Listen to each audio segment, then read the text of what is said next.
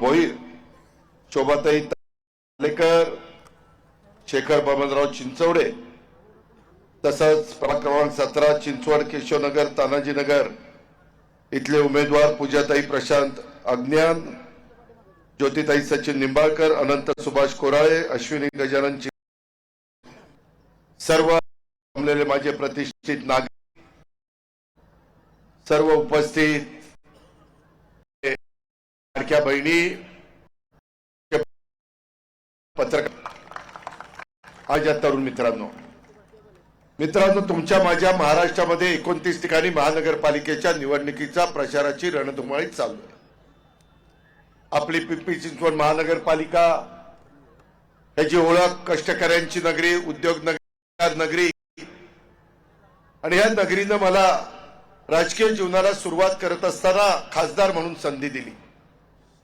मला काही कारणांनी राजकीय घडामोडी घडल्या म्हणून राजीनामा द्यावा लागला. नंतर आदरणीय पवारसाहेब तिकडे गेले आणि मी महाराष्ट्राच्या राजकारणामध्ये 91 पासून काम करायला सुरुवात केली.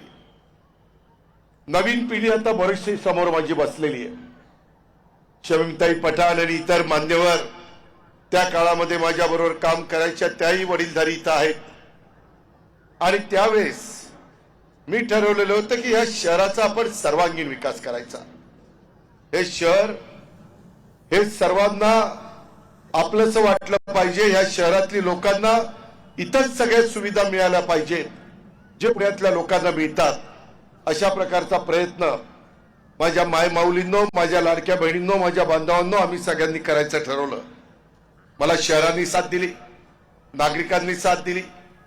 जवळपास 92 ते 2017 25 वर्ष या शहरामध्ये महापौर, उपमहापौर, स्टँडिंग कमिटी चेअरमन, पीसीएमटी चेअरमन, शिक्षण मंडळ चेअरमन अशा अनेक कमिट्यामध्ये वेगवेगळ्या जाती धर्माच्या लोकांना संधी देण्याचं काम मी त्या काळामध्ये करत होतो. शेवटी आपला एक परिवार आहे. सर्व जाती धर्माच्या लोकांना बरोबर घेऊन जाण्याचा आपण प्रयत्न केला पाहिजे. अशा प्रकारची भावना ही आपल्या सगळ्यांच्या मध्ये होती आणि तीच भावना मनामध्ये ठेवून मी कुठेही त्याच्यामध्ये जातीपातीचा, नात्या गोत्याचा विचार केला नाही, तर समाजाचा विचार केला, त्या औद्योगिक नगरीचा विचार केला. मिनी भारत म्हणून इथं बघितलं जातं. खूप वेगवेगळ्या समाजाची लोक गुण्यागोविंदाने इथं राहतात आणि त्याच्यातून हे काम करत असताना आपण मागं बघायचं नाही. कायदा सुव्यवस्था चांगली ठेवायची, लोकांचे प्रश्न सोडवायचे, लोकांचा खऱ्या अर्थाने सर्वांगीण विकास करायचा. अशा पद्धतीचं काम आमचं सगळ्यांचं चाललेलं होतं. मित्रांनो, आज मी तुमच्या समोर येत असताना आजचा दिवस वेगळा आहे. आज पत्रकार दिन आहे. चौथा स्तंभ म्हणून आपण त्यांच्याकडे पाहतो. आजच्या पत्रकार दिनाच्या निमित्तानं देखील मी महाराष्ट्राच्या तसंच उपस्थित असणाऱ्या सर्व माझ्या पत्रकार मित्रांना मनापासून शुभेच्छा देतो. इथं प्रिंट, इलेक्ट्रॉनिक, डिजिटल माध्यमाच्या सर्व माझ्या प्रतिनिधींना शुभेच्छा देतो. आपलं मनापासून अभिनंदन देखील करतो आणि आपण या निवडणुकीत राष्ट्रवादी काँग्रेस पक्षाच्या आमच्या भूमिकेला भरभरून प्रसिद्धी द्याल असा विश्वास देखील मी आपल्या सगळ्यांच्या समोर व्यक्त करतो. आचार्य बाळशास्त्री जांभेकर यांनी दर्पण हे पहिलं मराठी वृत्तपत्र 6 जानेवारी 1832 ला सुरू केलं आणि त्याच्यावर आजचा दिवस आपण पत्रकार दिन म्हणून साजरा करत असतो. आज प्रभाग क्रमांक 16, 17, 18 असे अनेक उमेदवार जे घड्याळाचं चिन्ह घेऊन उभे आहेत त्यांना आम्ही तुमच्या समोर आणलेलं आहे. ते आपापल्या प्रभागामध्ये प्रचार करतायत. आपल्या आपल्या प्रभागामध्ये मतदार राजाला भेटतायत, माझ्या मायमाऊली भेटतायत, माझे बंधू भेटतायत आणि ते त्यांना सांगतायत.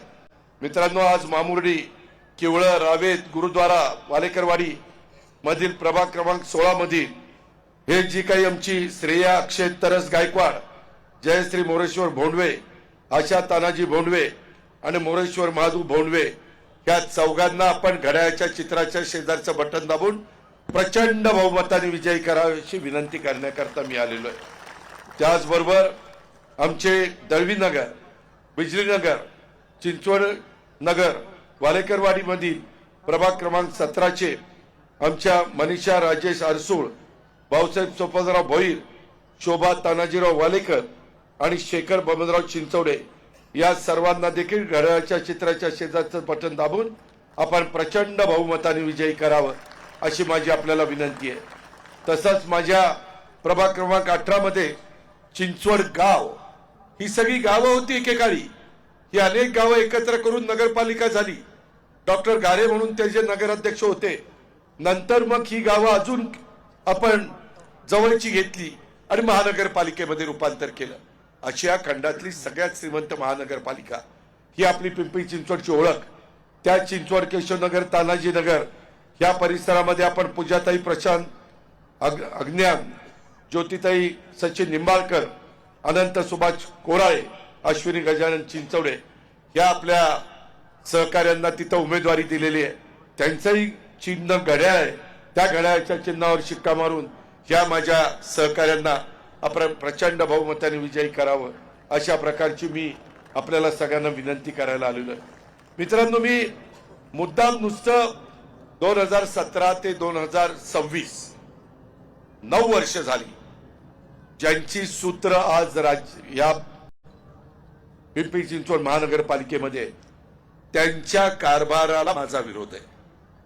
केंद्रामध्ये नरेंद्र मोदी साहेबांचं सरकार आहे, लोकप्रिय पंतप्रधान आहे, चांगलं सरकार चाललंय, आम्ही तिथं पाठिंबा देतोय। एनडीए मध्ये आम्ही विधानसभेमध्ये आपले देवेंद्र फडणवीस, एकनाथराव शिंदे आम्ही सगळे काम करतोय, तिथेही आम्ही चांगला कारभार करतोय। मेट्रोला पैसा देतोय, नॅशनल हायवेला पाठपुरावा करतोय, पोर्ट करतोय, बंदर त्याच्यामध्ये विमानतळ करतोय। अशा अनेक प्रकारच्या गोष्टी आपण राज्याच्या सर्वांगीण विकासाच्या करता करतोय। परंतु जे महानगरपालिकेचं कार्यक्षेत्र आहे, इथं जो भ्रष्टाचार चाललेला आहे, आपल्या महानगरपालिकेला मी 25 वर्ष काम करत असताना पिंपरी चिंचवडकरांनो कधीही मी कर्ज काढलं नाही, विकास केला, परंतु दरवर्षीच्या उत्पन्नातनं ठेवी वाढवत विकास केला। मी नियोजन चांगलं करत होतो, माझी टीम चांगली होती, मी चुकीच्या गोष्टी घडून देत नव्हतो, मी कुणावर अन्याय होऊन देत नव्हतो। माझ्या झोपडपट्टीमध्ये राहणाऱ्या लोकांना देखील चांगल्या प्रकारची घरं कशी आपल्याला देता येईल हा प्रयत्न आम्ही करत होतो। त्याचबरोबर प्राधिकरणाचे काही प्रश्न होते, शहराच्या सर्वांगीण विकासाचे काही प्रश्न होते।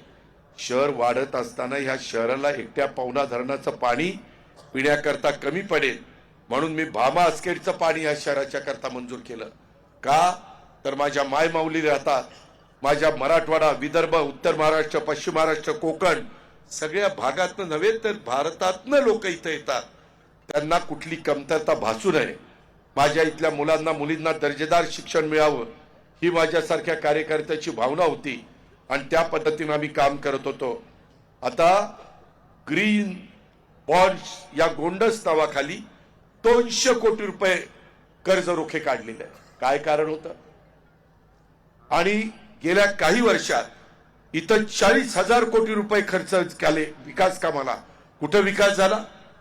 60,000 कोटी खर्च झाले, 20,000 कोटी रुपये मी पगाराला त्या लोकांच्या समजून घेतो, पण 40,000 कोटी कुठे खर्च झाले?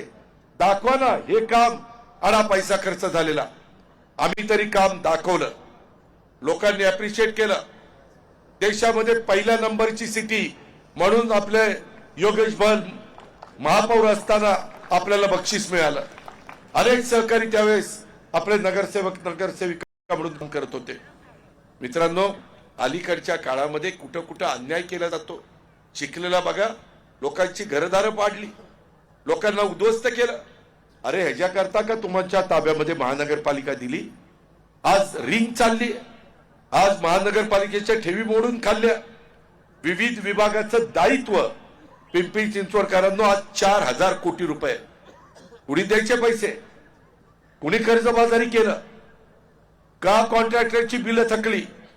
त्याच्यामध्ये या सगळ्या गोष्टीचा विचार आपण केला पाहिजे आणि म्हणून मी आज तुम्हाला सगळ्यांना सांगायला आलेलो आहे।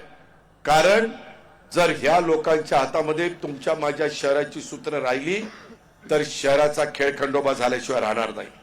परत तुम्ही मला म्हणाल की दादा त्यावेळेस तुम्ही काय नाही सांगितलं, मी तुम्हाला जाग करायला आलेलो आहे। माझं मी राज्याचा उपमुख्यमंत्री आहे. मी 5 वर्षाच्या करता जनतेने मला निवडून दिलेलं आहे. माझा सहकारी सुनील शेळके देखील लाख मतांनी माझ्या मावळातनं निवडून आलेला आहे. अण्णा बनसोडेला तुम्ही निवडून दिलेलं आहे. त्याबद्दल आमचं दुमत नाही. आम्ही आमचं काम करतोय. आम्ही काम करणारी माणसं आहोत. शब्दाच्या पक्के आहोत. आम्ही कुठेही लोकांना फसवणूक करणारे नाहीये. माझ्या लाडक्या बहिणींना देखील एक समाजामध्ये मान सन्मान प्राप्त करून देण्याचं काम हे निश्चितपणे आम्ही सगळ्यांनी केलेलं आहे. कायदा सुव्यवस्था आम्हाला चांगली ठेवायची. आज कोयता गॅग, आज वेगवेगळ्या गाड्या फोडल्या जात आहेत. 2 चाकी वाहनं जाळली जात आहेत. कुणी बघायला तयार नाही. वाहतुकीची कोंडी होते. ज्या गतीनं मेट्रो झाली पाहिजे त्या गतीनं मेट्रो होण्याच्या करता महानगरपालिकेने पुढाकार घेतला पाहिजे. पीएमपीएमएल कंपनी जी केलेली आहे तिथं अजून बसेस सोडल्या पाहिजे. परंतु जास्त बसेस तिथं धावत नाही. त्याच्यामध्ये 60% रक्कम पुणे महानगरपालिकेची, 40% रक्कम पिंपरी चिंचवड महानगरपालिकेची. अरे ज्यांच्याकडे स्वतःची वाहनं नाही त्या त्या शाळेतल्या मुला मुलींना जायला पूर्वीची पीसीएमटी आणि पीएमटी ही एकत्र करून पीएमएल कंपनी केली. ती कंपनी काय करते?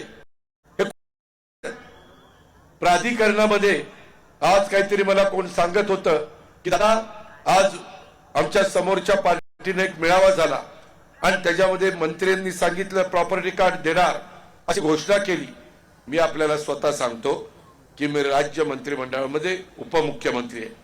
त्याच्यामध्ये तुमच्या जिल्ह्याचा पालकमंत्री आहे आणि हा प्रश्न महाराष्ट्र मंत्रिमंडळामध्ये मांडून प्रामुख्याने सोडवण्याचं काम मी करून दाखवेल. मी शब्दाचा पक्का आहे आणि मी दिलेला शब्द पाळतो हे महाराष्ट्राला माहिती आहे.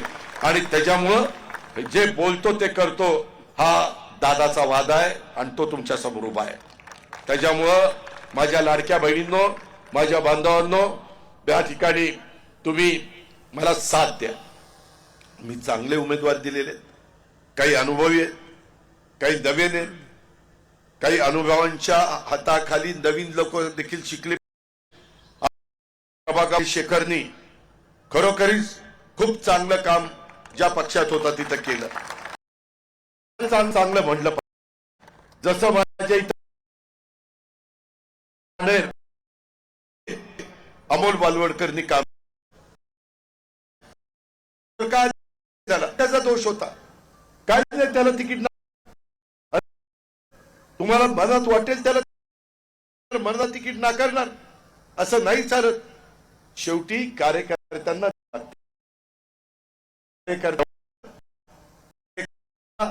निश्चितपणे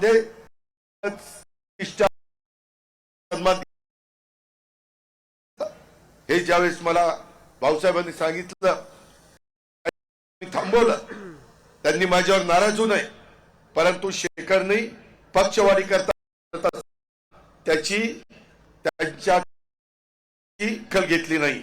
मी मात्र शेखरला हा जागतिक बरोबर होता ते वर्ष तुमच्या बरोबर काम करतो आणि कशा अरे काय आपण सगळ्यांशी चांगलं वागतो आणि म्हणून अशा शेखर बमनराव वाऱ्यावर सोडून चालणार नाही. एक हरुंदरी कार्यकर्ता, सर्वसामान्य माणसाच्या घरापर्यंत जाणार, मनापासून माझ्या मुलीचे प्रश्न सोडवणारा कार्यकर्ता, अशा कार्यकर्त्याला आम्ही संधी दिलेली आहे. आम्ही योग्य माणसाला संधी देण्याचं काम करतो. काही लोक मी ज्यांना ताकद दिली ती मला सोडून दिली, ती भली ताकदवर नाही सोडून. त्यांच्या मुलांच्यावर काय आरोप होते, कशा पद्धतीनं तुम्ही दहशत निर्माण करता, गुंडगिरी करता. ज्या गावच्या बोरी असतात त्याच गावच्या बाबळी असतात हे विसरू नका. आणि मी देखील आरेला कार्य करणार आहे. मी एकतर कोणाच्या नादी लागत नाही, पण कोण माझ्या नादी लागला तर मी त्याला सोडत नाही. त्यामुळं मतदार बंधू भगिनींनो हात जोडून विनंती आहे, मी कुठेही यशाने हुरळून जाणारा आणि पराभवाने खचून जाणारा कार्यकर्ता नाहीये. मला तसली सवय पण नाही. माझं एवढं म्हणणं आहे, महाराष्ट्रामध्ये आपला पुणे जिल्हा आपलं पुणे पिंपरी चिंचवड नंबर 1 ला राहिलं पाहिजे आणि त्याच्यातून आपल्या या परिसराचा विकास झाला पाहिजे। आज आपल्या प्रभागामध्ये आपल्या महानगरपालिकेमध्ये वाहतुकीची कोंडी होती, अनियमित पाणी पुरवठा होतो। का पाणी पुरवठा अनियमित होतो? का नाही लोकांना व्यवस्थित पाणी मिळत? कचरा प्रक्रिया केंद्राचं स्थलांतर, पवना नदीवर बंधारा, त्याच उच्च दाब विद्युत वाहिनीच्या घरांना आलेल्या नोटिसा, घर, त्याच्यामधनं मार्ग काढला पाहिजे। शेवटी आपली माणसं आहेत, जीवाभावाचे आपले सहकारी आहेत। पार्किंगच्या समस्या वाढायला लागलेल्या आहेत, व्हेकल आलेले आहेत, त्याच्यावर गाड्या सगळीकडे बघायला मिळतात। आपल्याकडे कितीतरी गाड्यांचे शोरूम आहेत, तिथं लोक गाड्या घेतात, लोकांचं राहणीमान बदलतंय। केलं पाहिजे, राहणीमान बदललं पाहिजे। शिक्षणाच्या सोयी आपण केलेल्या आहेत, त्याच्यामध्ये आरोग्याच्या सोयी करता अनेक हॉस्पिटल आपण काढलेली आहेत। परंतु हे करत असताना जे काही इथले प्रश्न आहे ते प्रश्न सोडवण्याच्या करता हातात कारभार आहेत, ते कारभारी लोक ते नुसते वेगवेगळे जे काही टेंडर असतात त्याच्यात रिंग करतायत, करोडो रुपयाचा पैसा काढतायत। त्याच्यामध्ये कामं ह्यांनीच घ्यायची, बिलं ह्यांनीच काढायची। ह्यांचं जर कोणी ऐकलं नाही तर त्यांना दमदाटीची भाषा करतात। त्यांना पैशाची मस्ती आलेली आहे, सत्तेची गुर्मी आलेली आहे। मित्रांनो, हा सर्वसामान्य समाज बाबासाहेब आंबेडकरांनी संविधानात सगळ्यांना मताचा अधिकार दिलाय। कुणाला घ्यायचं, कुणी चुकलं तर करायचं हे तुमच्या हातात आहे। माझी तुम्हाला आग्रहाची विनंती आहे की आता जसं पूर्वी संगणकाचं युग, त्यावेळेस आम्ही सगळ्या शिकवण्याचं काम, आता एआयचं युग आलेलं। मित्रांनो, आता आर्टिफिशियल इंटेलिजन्स, त्याला मराठीमध्ये बुद्धिमत्ता म्हणतात, आणि ही कृत्रिम बुद्धिमत्तेमध्ये आता आपल्याला त्या रस्त्याने गेल्याशिवाय पर्याय नाही। एआय आता झालेला, आपल्याला जगाची स्पर्धा करायची आहे, व्यवस्थेमध्ये पहिल्या 3 क्रमांकावर आणायची आहे। आपल्याकडे आपण ऑटो क्लस्टर केला, सायन्स पार्क केलं, इंडस्ट्री आणली, बऱ्याच गोष्टी केलेल्या आहेत। परंतु नवीन पिढीच्या करता आता आपल्याला एआयचं प्रशिक्षण त्या ठिकाणी द्यायचं आहे। महानगरपालिकेमध्ये देखील बऱ्यापैकी आता एक वर्ग सुशिक्षित आणि कामगार हे आयटी ह्या क्षेत्रामध्ये पण काम करतात। माझ्या हिंजवडीमध्ये फार मोठ्या प्रमाणावर मोठ्या कंपनी आल्या, मध्ये वर्क फ्रॉम होम अशाही पद्धतीचं काम आपल्या परिसरामध्ये चालतंय। आणि त्याकरता अनेक मुलं मुली इथं येऊन राहतात, त्यांचे संसार थाटतात, परंतु त्यांना सुरक्षितता वाटली पाहिजे। इथं हिंजवडीला आयटी पार्क कुणी आणलं? आदरणीय पवार साहेबांनी आणलं। आम्ही यावेळेस तुतारीला आणि घड्याळाला बरोबर घेतलंय, आम्हाला वाद घालायचा नाही। मागचं झालं गेलं गंगेला मिळत, आता आपण सगळ्यांनी एकोप्याने काम करायचंय आणि त्या पद्धतीनं तिथं साखर होणार होत। साहेबांनी तो साखर कारखाना पलीकडे नेला। दूरची दृष्टी असणारं नेतृत्व असावं लागतं। ज्या गेल्या 25 वर्षात चिंचवडकरांना कुठेही अडचण येता कामा नये अशा पद्धतीनं गोष्टी केल्या। तिथं दफनभूमी असेल, स्मशानभूमी असेल, मंडई असेल, जे काही समाजाला लागतं ते देण्याचा प्रयत्न आम्ही केलेला आहे। अजून पण आपल्याला करायचंय। आमचं विजन चांगलं आहे। मी महाराष्ट्रात फिरतो त्यावेळी सांगतो, तुम्ही जाऊन बघा आम्ही पिंपरी चिंचवड कसं केलं। मात्र नंतरच्या 8-9 वर्षात या पिंपरी चिंचवडचं नुकसान करण्याचं काम ह्या लोकांनी केलेलं आहे आणि म्हणून आम्हाला त्यांना बाजूला करायचंय। आम्हाला केंद्राचं राजकारण, राज्याचं राजकारण इथं आणायचं, तिथं हे स्थानिक आहेत, इथले प्रश्न आपले वेगळे आहेत। आपल्या पुढच्या पिढीचं आपल्याला भवितव्य ठरवायचं आहे आणि म्हणून माझी आपल्याला विनंती आहे, ह्या महानगरपालिकेमध्ये मोठ्या प्रमाणावर हायटेक अशा पद्धतीचं काम आपल्याला करावं लागेल। या एआयचा वापर आपल्याला करावा लागेल। जास्तीत जास्त नव्या टेक्नॉलॉजीचा वापर कसा वाढवता येईल हे आपल्याला करायचं आहे, कारण सदरची गोष्ट ही तुमच्या माझ्या पुढच्या पिढीच्या फायद्याची आहे आणि त्याच्यामुळं माझा जो सुशिक्षित मतदार आहे, माझा नवीन युवा मतदार आहे, माझी युवती आहे, तिला आम्हाला योग्य दिशेने योग्य रस्त्याने त्या ठिकाणी न्यायचंय आणि ह्याकरता मी तुम्हाला सर्वतोपरी सहकार्य करायला तयार आहे. आपण त्याबद्दल काळजी करू नका. मी पालकमंत्री असल्यामुळं दर आठवड्याला मी एक दिवस पुण्याला पिंपरी चिंचवडला दिलेला आहे. त्यामुळं नुसतं ह्या निमित्तानं प्रचाराला येऊन तुमची मतं मागायला मी आलेलो नाही. माग 25 वर्ष इथं बसलेल्या वडीलधाऱ्यांना विचारा. मी सकाळी 6ला उठून काम करणारा आणि तिथले प्रश्न समजून घेणारा आणि त्याच्यातनं मार्ग काढणारा. मुंबईला तिकडनं रस्ता सुरुवात केलं, पुणे संपलं, ब्रिज ओलांडला की आपण डायरेक्ट निगडीला जातो. कुठेही जास्त सिग्नल विग्नल नाहीये.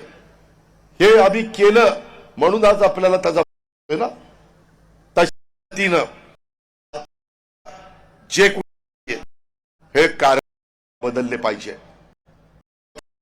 भरायला निघालेले आणि तुमच्या श्रीमंत महानगरपालिकेला कर्ज निघाले. ठरवा. कधी सण साजरा करायचा असतो, कधी नसतो. आमच्या बापदादांनी पण आम्हाला शिकवलेलं आहे. त्याच्यामध्ये आपलं उत्पन्न वाढवायचं आणि त्याच्यातलं समाजाचं भलं करायचं. समाजाला योग्य त्या पद्धतीनं शाहू फुले आंबेडकरांची विचारधारा घेऊन आम्ही सगळेजण पुढे चाललेलो आहे आणि त्याकरता सगळ्यांची आम्हाला उद्याच्या 15 तारखेला पाहिजे. अजिबात घाबरू नका. आपण लोकांच्या पर्यंत जा. मत हा विचार सभेच्या निमित्तानं 48 जागा आम्ही महायुतीच्या उभ्या केल्या. म्हटल्या आम्ही नवमेत झालो नाही. आम्ही पुन्हा 5 महिन्यांनी लोकांच्या समोर आलो. योजना आणली. माझ्या शेतकरी जो लाखाचा पोशिंदा आहे, तो भाजीपाला तुमच्या आमच्या करता, धान्य पिकवतो, फळं पिकवतो, दूध व्यवसाय करतो, लोकांच्या करताच करतो ना. त्यांच्या करता आपण एक चांगला विचारला आणि हा विचार करत करत आपण इथपर्यंत पोहोचलेलो आहे. म्हणून माझी आपल्याला सगळ्यांना विनंती आहे की आपल्याला या सगळ्यांचं भलं करायचंय आणि हे भलं करेल तर आपल्याला श्रेष्ठ नेता. मी आपल्याला सांगतो की तुम्ही माझी बारामती जरी माझी जन्मभूमी असली तरी पिंपरी चिंचवड कर्मभूमी आहे. मी कधी माझ्या जीवा असेपर्यंत पिंपरी चिंचवडला विसरणार नाही हा शब्द माझा तुम्हाला आहे. आणि जोपर्यंत माझी ताकद आहे, जोपर्यंत माझे हात हलतात, तोपर्यंत मिळालेल्या सत्तेचा आणि पदाचा वापर हा सर्वसामान्य माणसाचे प्रश्न सोडवताच मी करत राहील. मी कधी भेदभाव करणार नाही. हा वेगळ्या समाजाचा, हा अमक्या समाजाचा होणार केलं नाही.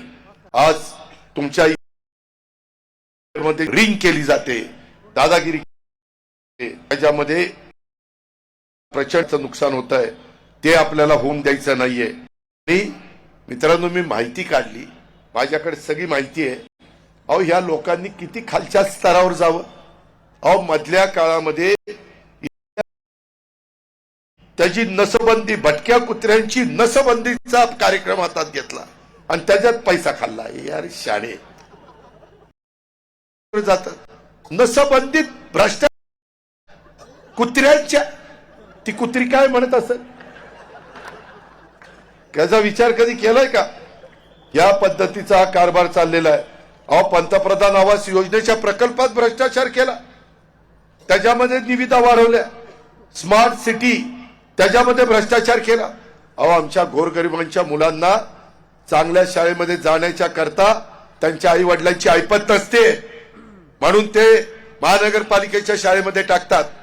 आम्ही त्या महानगरपालिकेच्या शाळांचा दर्जा चांगला करण्याचा प्रयत्न केला. सीबीएसई स्कूल त्याच्यामध्ये सुरू केली. का तर जसं चांगली परिस्थिती असणाऱ्यांची मुलं सीबीएसई मध्ये जातात, इंग्लिश मीडियम मध्ये शिक्षण घेतात, माझ्या गरीबाच्या पोटी जन्माला आले म्हणून त्या गरीबाच्या मुलांनी इंग्लिश शिकायचं नाही, सीबीएसई करायचं नाही, असं नाही चालणार. आणि म्हणून स्मार्ट सिटी क्लासरूम करायचा निर्णय त्यांनी घेतला. त्याच्यात पण भ्रष्टाचार केला.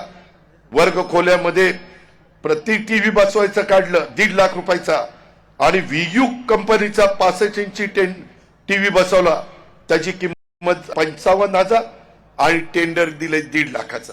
हे अशा पद्धतीनं तुमच्या माझ्या महानगरपालिकेला लुबाडण्याचं, कर्जबाजारी करण्याचं, बदनाम करण्याचं काम यांनी केलं. अहो, एकतर स्टँडिंग कमिटीचा यांचा चेअरमन ती एका आमदाराचा मुलगा होता. त्या पट्ट्यानी तर 2021 मध्ये लाच घेताना अँटी करप्शनच्या लोकांनी त्याला पकडलं आणि त्याला अटक केली. अरे अरे अरे, आपल्या महानगरपालिकेच्या स्टँडिंग कमिटीच्या चेअरमनला अटक व्हावं लागलं. असली कर्तबगारी यांनी दाखवली आणि आपलं नाव संपूर्ण महाराष्ट्रामध्ये खराब करण्याचं काम केलेलं आहे. अशा कितीतरी गोष्टी या चुकीच्या पद्धतीनं तुमच्या माझ्या पिंपरी चिंचवडच्या महानगरपालिकेच्या परिसरामध्ये झालेल्या आहेत. आणि म्हणून माझी तुम्हाला सगळ्यांना विनंती, आम्ही पाठीमागं 25 वर्ष तुम्हाला करून दाखवलं. आमची 25 वर्षाची कारकीर्द डोळ्यासमोर आणा, त्यांची 8-9 वर्षाची कारकीर्द डोळ्यासमोर आणा. कोणाची उजवी आहे आणि कोणाची डावी आहे हे तुम्हीच ठरवा. मला विश्वास आहे, मला खात्री आहे, माझ्या लाडक्या बहिणी आणि माझे बांधव या सगळ्या गोष्टीचा बारकाईने विचार केल्यानंतर त्यांच्या लक्षात येईल की ज्यांच्याकडे सूत्र होती त्यांनी आपल्याला कर्जबाजारी केलेलं आहे आणि त्या पद्धतीनं खाली पडलो होतो त्यांना दूर करण्याची आता ही संधी आली. आता जर तुम्ही कुठेतरी कमी पडला तर पुढं आपल्याला पुढची पिढी माफ करणार नाही. मला सांगेन की मी लोकांना समजून सांगण्याचा प्रयत्न केला, सगळे पुरावे दाखवण्याचा प्रयत्न केला. जी टेंडर काढलेली आहेत तिथं व्हाईटनर लावलेत आणि त्याच्यातनं बिलं काढलीत. काय महानगरपालिकेमध्ये दादागिरी चालली जरा जाऊन पहा. कशा पद्धतीनं मस्तवाल ही लोक झाली ते जाऊन पहा.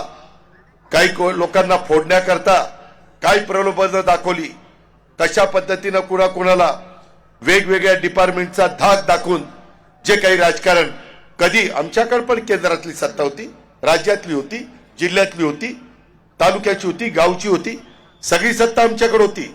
सत्तेचा माज येऊन दिला नाही, सत्तेची नशा आणि सत्तेची मस्ती आम्ही डोक्यामध्ये जाऊन दिली नाही.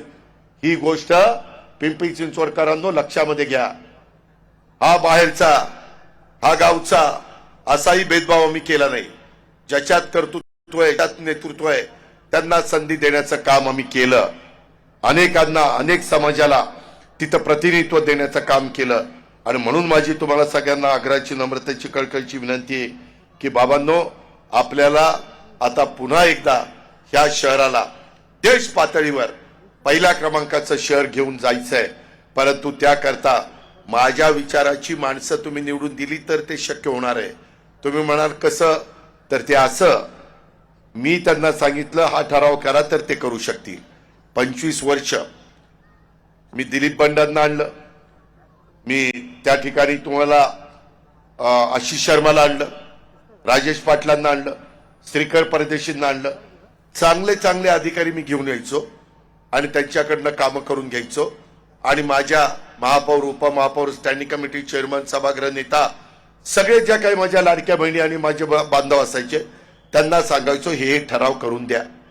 जर यदा कदाचित कुणाचं चुकलं तर मी त्यांना सांगायचो हे बरोबर नाही, मी तुमचं हे खपवून घेणार नाही. त्यांच्यावर अंकुश, आत्ताच्या लोकांच्यावर अंकुशच नाही. तिथं त्यांच्यावर कुणाचं काहीतरी देखरेख पाहिजे ना. घरामध्ये कसा कारभारी योग्य असेल तर घर चांगलं चालतं, कारभाराचंच लक्ष नसेल तर घर 4 दिशेला 4 ठिकाणी काहीतरी गोंधळ करून ठेवतात. तसं हे आपला परिवार आहे. मी त्याच्यावर कारभारी म्हणून लक्ष ठेवी, मी तिथं कुठेही कमी पडणार नाही. आपण अजून 4 वर्ष आपलं सरकार राज्यामध्ये आहे, त्याच्यामुळं मी व्यवस्थित तिथं सांगड घालीन आणि आपले जे महत्वाचे प्रश्न अधिक गतीनं पुढे न्यायचे आहेत आणि नवीन नवीन माझ्या मुलांच्या मुलींच्या करता काही आपल्याला कोर्सेस आणायचे, CIIT चा फायदा करून द्यायचा आहे. अशा खूप काही गोष्टी आहेत. सांगायचं म्हटलं तर वेळ कमी पडेल, एवढ्या काही गोष्टी आहेत. आणि ते सगळं करण्याच्या करता माझी तुम्हाला विनंती आहे की आम्ही अतिशय चांगले उमेदवार तुम्हाला दिलेले आहेत. आमच्या मनीषाताई राजेश अरसूळ ह्या मागासवर्गीयांचं प्रतिनिधित्व करतात. त्याच्यामध्ये भाऊसाहेब भोईर यांचे वडील इथले महापौर होते. भाऊसाहेबांनी देखील विरोधी पक्ष नेता म्हणून काम केलेलं आहे.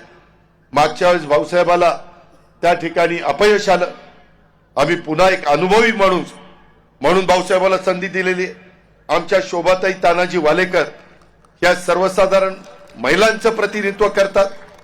त्या माझ्या भगिनीला तुम्ही आशीर्वाद देण्याचं काम करा. आणि आपल्या सगळ्यांचा लाडका शेखर बबन चिंचवडे आपण यांना दाखवून देऊ, ज्यांनी आपल्या शेखरला त्या ठिकाणी राजकारणातून बाजूला करण्याचा प्रयत्न केला. त्यांना सांगायचं आहे, शेखरला जरी तुम्ही बाजूला केलं तर आम्ही जनता शेखरचा प्रचंड बहुमताने विजयी करून त्याचा प्रभाग निवडून आणून त्यांच्या नाकावर टिच्चून शेखर पिंपरी चिंचवड महानगरपालिकेमध्ये त्या ठिकाणी गेला पाहिजे. ह्या पद्धतीचं काम आपल्याला करायचंय. तीच गोष्ट आपल्याला पूजाताई प्रशांत अज्ञान ह्या प्रभाग क्रमांक 18च्या ही माझी भगिनी, तिला सचिन निंबाळकर ही आमच्या उमेदवारी दिलेली. आमचा अनंत सुभाष कोराळे अतिशय चांगल्या पद्धतीनं काम करायचा, परत बाजूला पडला होता, त्याला आता आम्ही बरोबर घेतलेला आहे. त्याला आपल्याला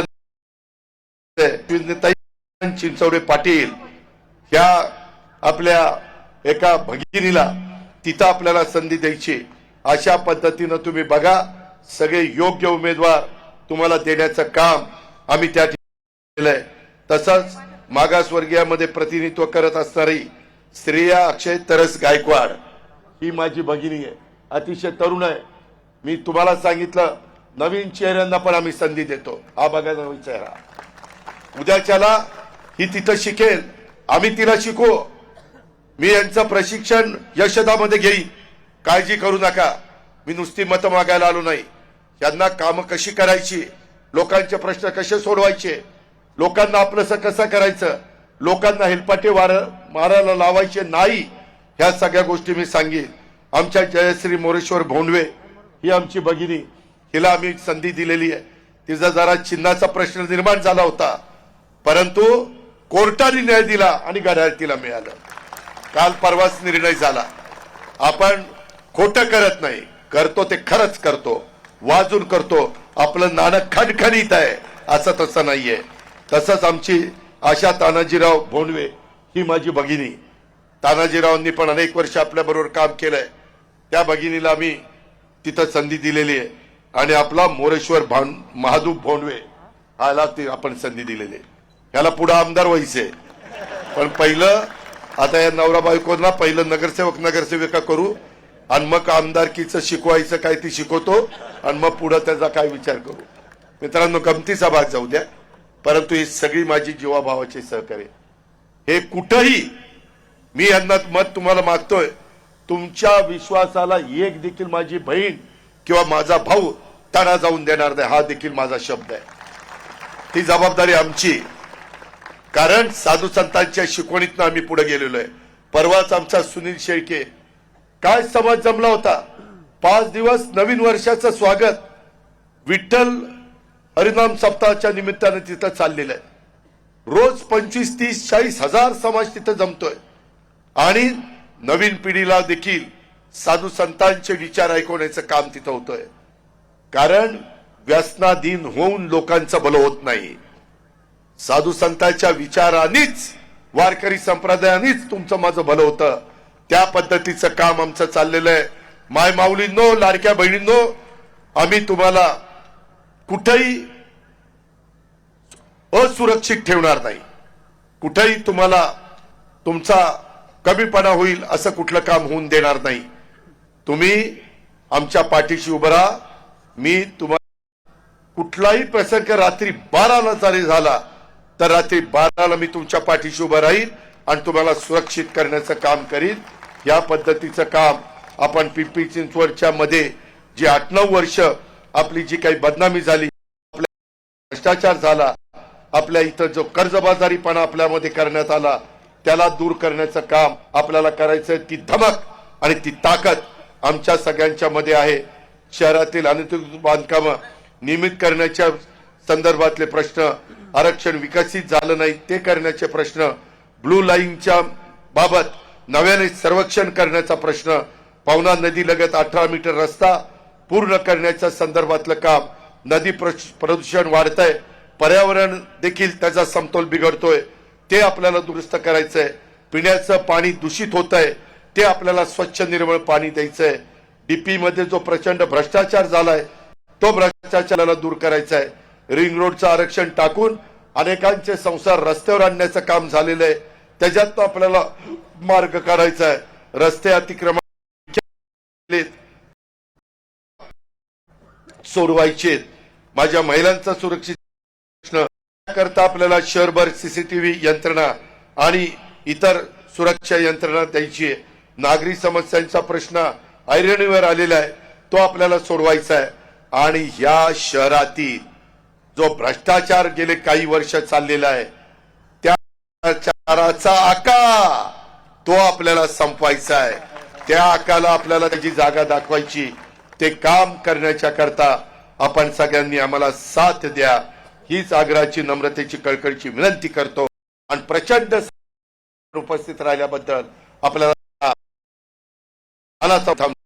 जय हिंद, जय महाराष्ट्र, जय राष्ट्रवादी. सगळ्यांचे दोन्ही हात वरती करूयात. उमेदवारांना विनंती, दोन्ही हात वरती करूयात, सगळ्यांनी हात वरती करूयात.